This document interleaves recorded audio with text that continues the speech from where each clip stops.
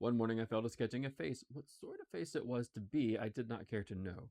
I took a soft black pencil, gave it a broad point, and worked away. Soon I had traced on the paper a broad and prominent forehead and a square lower outline of a visage. That contour gave me pleasure. My fingers proceeded actively to fill it with features. Strongly marked horizontal eyebrows must be traced under that brow. Then followed naturally a well-defined nose with a straight ridge and full nostrils. Then a flexible-looking mouth, by no means narrow.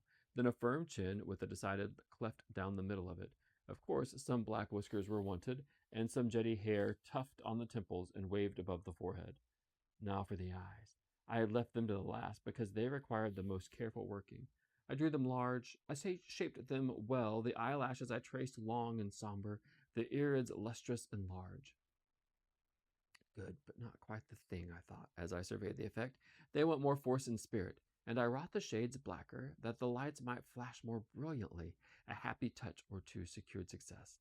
There, I had a friend's face under my gaze, and what did it signify that those young ladies turned their backs on me? I looked at it. I smiled at the speaking likeness. I was absorbed and content.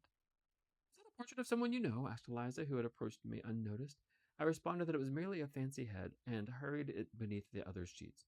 Of course I lied. It was, in fact, a very faithful representation of Mr. Rochester. But what was that to her, or to anyone but myself? Georgiana also advanced. The other drawings pleased her much, but she called that an ugly man. They both seemed surprised at my skill. I offered to sketch their portraits, and each in turn set for a pencil outline.